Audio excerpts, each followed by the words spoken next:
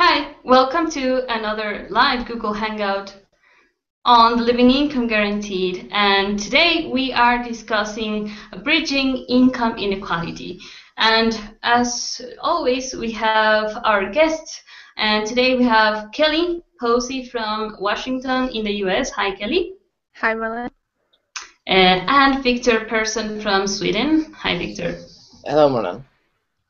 Okay, so we will be continuing discussing what we've been talking about for the past Hangouts in terms of capitalism, the problems that it brings, also whether corporations are in essence the bad guys in all of this point, and where do we stand in relation to these problems. So income inequality is a topic that is something that we've decided to talk about because there is also this very cool documentary that comes that is created by Robert Reich. Is that his name? Right.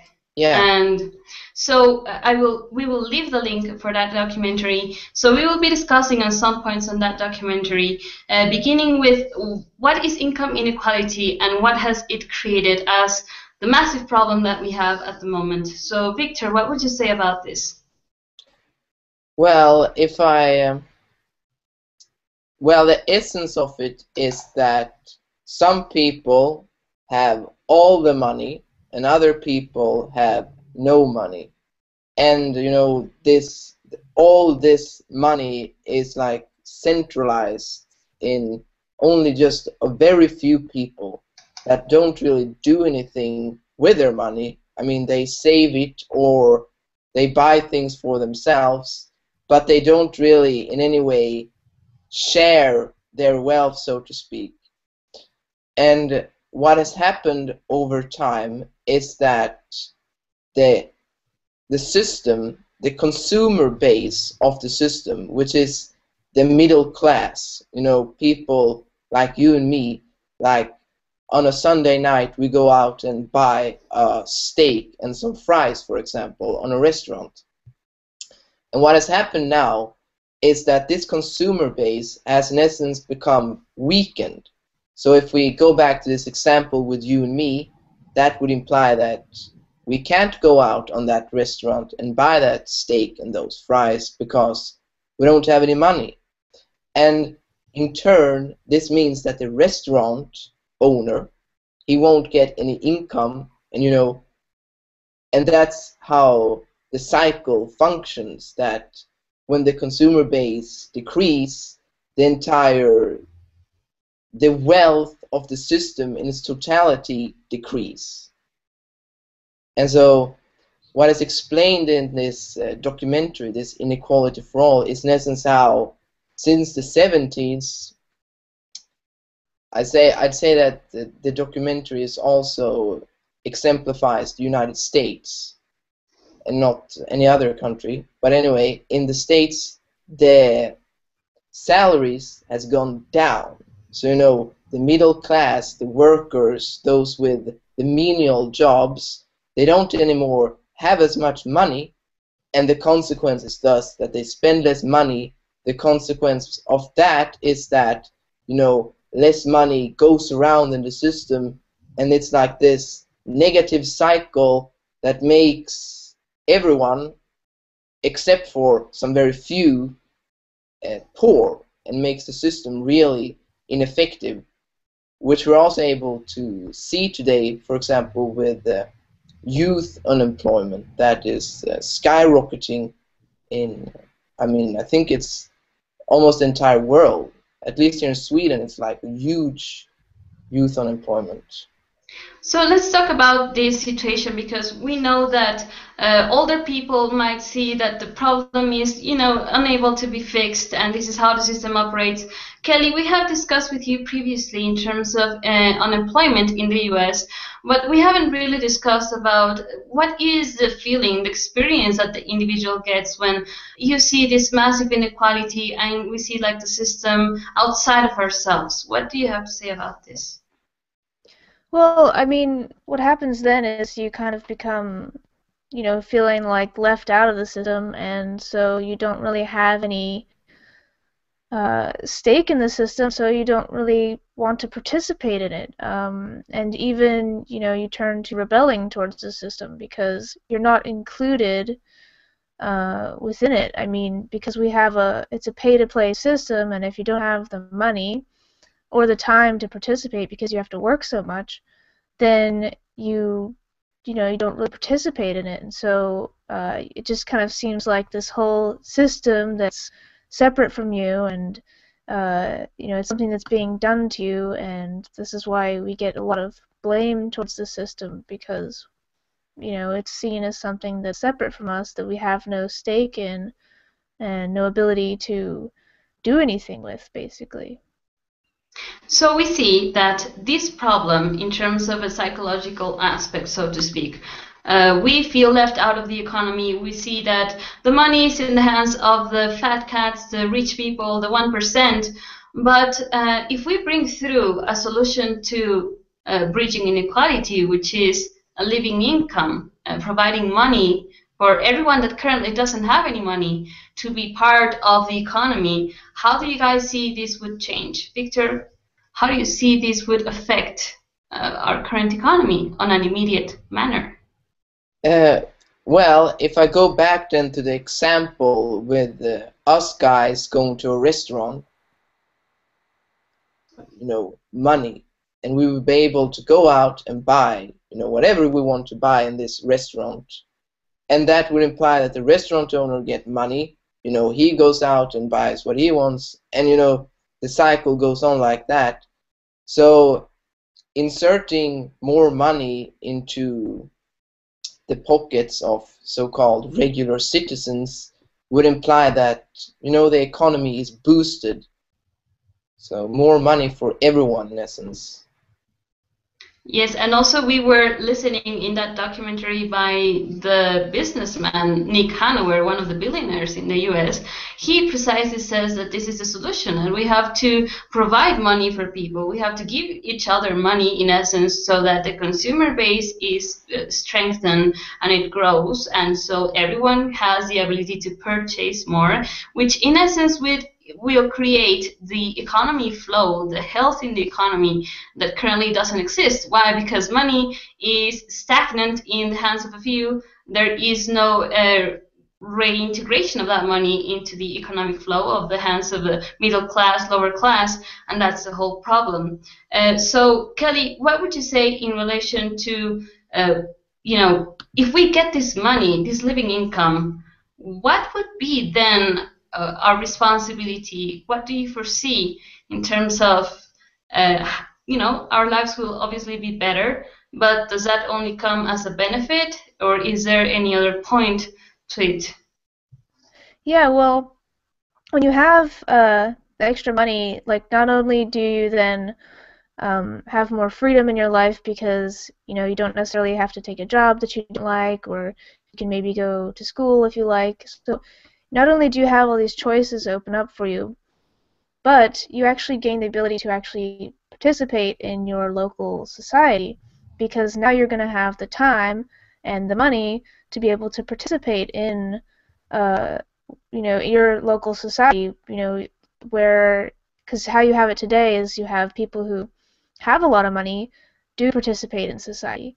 They give money to the local library and the local orchestra, and they participate because they have the time and the money to do so. So this is another thing that the living income guaranteed will give everyone, that ability to be able to become a participant in your society. And within this, you're going to actually then care, because you're not going to feel so disenfranchised anymore and left out. And you're going to see that you can have an impact in your local environment. And you're going to realize that there's a connection between the money that you're paying to whatever service you're using, whether it's like taking the bus somewhere or paying for a meal at a restaurant. You're going to realize that there's a connection between you actively supporting your community and the role that you're playing. And within that, you can become more aware about what's actually going on within your local businesses. Where's my money going? Are these businesses being supported? I mean, because, for example, how many of us rely on local grocery stores to get our food? I mean, that's like a daily necessity that we need, and don't we want to know that those businesses are effectively supported so that they're going to be there able to provide me with my daily needs? So this is a whole new window that opens up within our social responsibility. Now we'll actually have an ability to respond within our society and care about what's actually going on, the actual infrastructures and businesses that we use and depend on every day. We won't be disconnected, so we'll actually be able to care and about what's really going on there. Yeah, and also the aspect that if we get a living income, let's remember that living income would come mostly, for example, from what we are proposing as a nationalization of resources, which means that we are becoming effective shareholders of corporations that are directly linked to the commercialization, production, and use of these natural resources, for example. So it won't only mean that I get this money and yes, I can buy and be happier, but it also means that we will be directly involved in how these corporations operate, because now we are part of the system, now we will be benefited from it, now we have our own shares of the economy in our hands, and that means that we will also have to become part of the political awareness that is required to be able to make a business, a corporation function. And that is, from my perspective, how things should have always worked. What do you say about this, Viktor? Yeah, I would say that in making citizens take that part, in what goes on with the companies in our country, what do they produce, what do they do with their money, I think if I place myself in such a situation, I would become much more aware and much more deliberate in what I do with my money. For example, as Kelly was saying, do I, when I go to this store here in my close vicinity to buy my products, I mean, I would actually then have an awareness that, okay, this is actually my vote I'm in a way placing here, that this store should be here. And I mean, I'm taking the bus, and that's also my vote. And, in this point that is suggested in the League with nationalizing, important resources in each country and making them the property of the citizens, that would create that sort of point of supporting one's country in a way through supporting these companies, and then in that also supporting oneself, because one understands that, okay, I actually own this corporation. Yeah, precisely. And also, when we look at the bigger picture, when we talk about nationalization, it doesn't only mean that, oh, we will close our businesses to only our nation. No, I mean, trade will still exist. But what we mean with this is that we, as people benefiting from such income, from such profit, in essence, that creates our income, our living income, we will be directly then being benefited by the economy itself that we also support, because we all know that the basic needs that we use are the resources that we require to live. So if those resources are part of each other, then every time that we buy, it's just like creating the necessary cycle so that there's plenty of money able to be given and provided as a living income, and at the same time we get our living needs.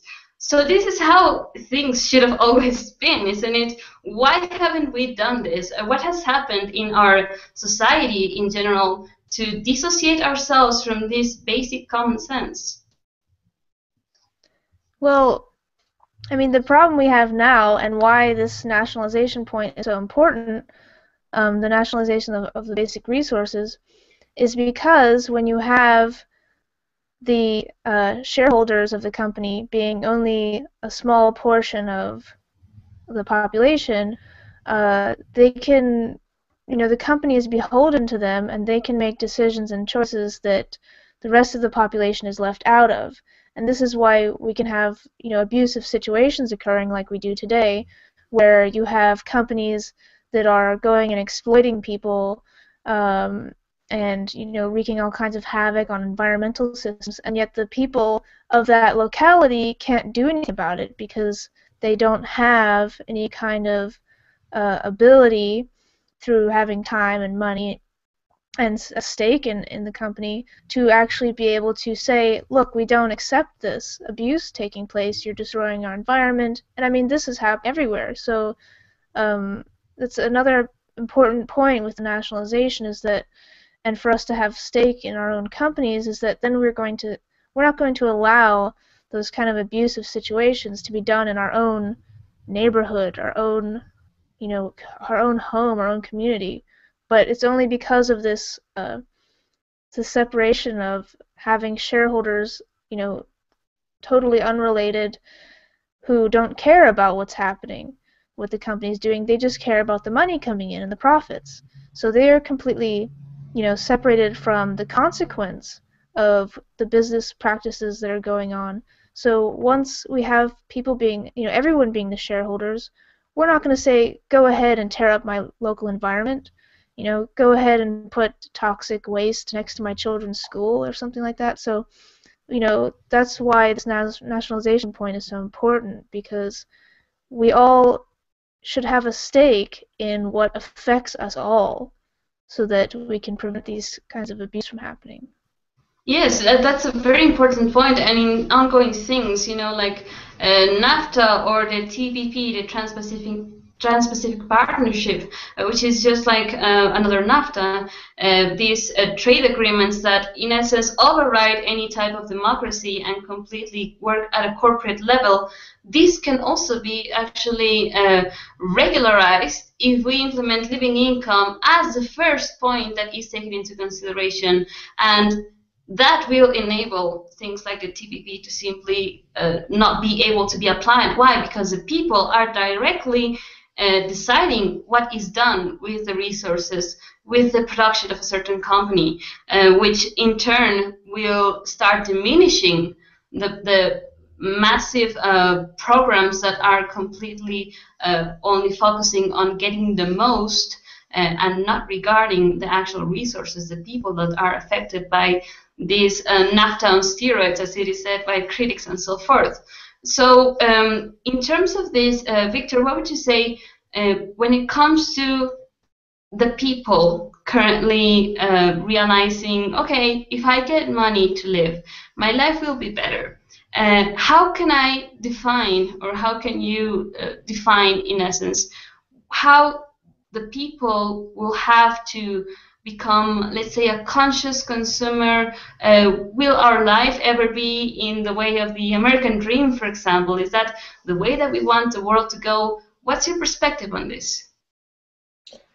Well, I would say like the American dream, for example, that the essence of the dream would be that you actually have like a comfortable life, and that you have your car, that you have your wife, you have food, you have your hobbies.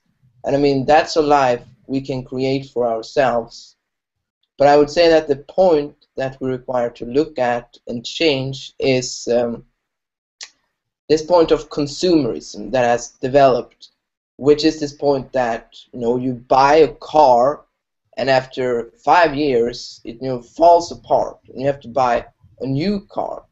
And I mean, looking at where this kind of consumerism comes from, you are able to see that it actually comes from this construct that we have discussed today, as this lack of money, and corporations constantly trying to expand their profits to get the most amount of profit, and constantly pushing down salaries and making their products crappier and crappier.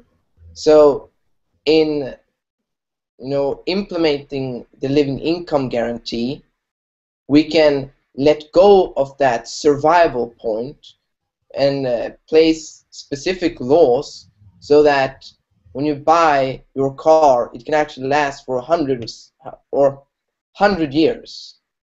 And it's so much less strain on the environment, and this that we currently have would be non-existent, really. I agree completely, because we tend to think, okay, so now we will have money to buy, I can buy everything that I want, but that would also only reverse things to even a worsened state, because then you have more money, and that is almost like an equivalent to buying more, consuming more, and that's not the whole point. I mean, within the living income, we directly specify there is an equal right to get this money, but an equal responsibility, which implies that we will have to become informed of how corporations use the resources, how we can regulate that, how we can stop our own consumption patterns of just, for example, fulfilling an experience of having a lot, of having more, and so forth, and instead become these conscious consumers, becoming aware of how we spend our money, how we are directly influencing the life of the environment, the life of human beings. Of course, we will have the ability to decide labor conditions, the ability to decide how we spend this particular resource. If it's non-renewable, how can we implement new technologies? So that can be also a whole other topic in itself. We are about to wrap up this hangout. So Kelly, what do you have to say as last words in relation to this topic, and specifically on social responsibility, or anything else that you'd like to discuss about? Well, basically, we can't wait for our society to change, and I mean, because the situation we have now is so many of us are busy with work and making low wages, so don't have much ability to participate. So that's why we need to implement something like this to give us that ability, because it's not going to just happen on its own. And if we want to see these kind of changes take place, we actually have to use what to have to support, such a solution as the living income guaranteed, to, be able to get up to that point where we have that freedom and ability to participate and become involved and reconnected in a way with our society and our environment, and realize that we don't have to be so separated and disenfranchised, that there is a solution here that we can apply. Yes, I fully agree. Instead of diverting our attention onto how to oppose the system, how to rebel against the system, how to destroy the infrastructure, as we were discussing before the hangout, how we tend to say, oh, fuck the system, and we go and destroy things and everything else, and we don't realize that, hey, even if you don't work, your parents paid for that with taxes, the infrastructure. So that's like a virus in itself, that instead of supporting to strengthen our immunologic system, our health in the system, we are becoming parasites, we're becoming the problem, the bug in the system. So instead of doing that, we have to, hey, look at how things were, investigate how things worked maybe 50 years ago, 100 years ago, and see what has changed, what it has been the problem, and so how we can diminish that problem. And that's how we say, read the Living Income Guarantee proposal, because so far we see that this is the most immediate way to diminish the current problems and get us all on the opportunity to have an income to live. As simple as that. Victor?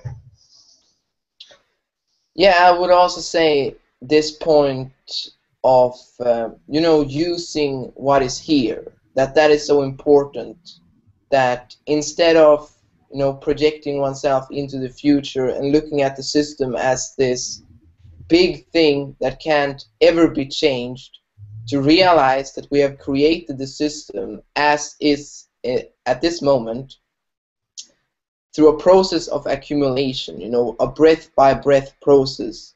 So, I mean, this is how we must walk the point of restructuring the system.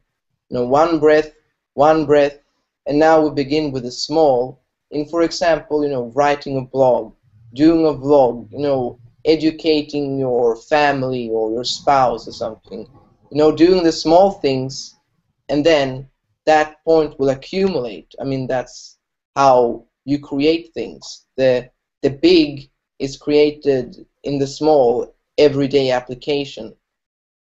Absolutely agreed, and that's part of what we also recommend everyone to do, because the change, as Kelly was mentioning, won't come from society as a sudden idea. We have to actually create it, and we tend to kind of want to jump in and want solutions right away. It won't happen that way. As Viktor was mentioning, this is a process of changing the economy, and it's kind of a reverse point that we have to go point by point, strengthening the crooked roots that we have all allowed to be grown just without any surveillance, so to speak, or being aware of how things are growing or being managed. We have all disregarded that aspect. So now it's our turn to step by step take each point into and toward a solution. And so informing yourself about this proposal is what we suggest, to watch all our videos, to read all the blogs. There's going to be the links in the info section of this Hangout. For the Facebook page, we regularly post all our blogs, videos, news, and how to direct them toward a solution as a living income. So thanks a lot, guys, for your time and for participating. It's been great discussing all of these topics with you. Thanks, Marlen. Okay, guys, and see you next week for another Living Income Guaranteed Hangout. Thanks for watching.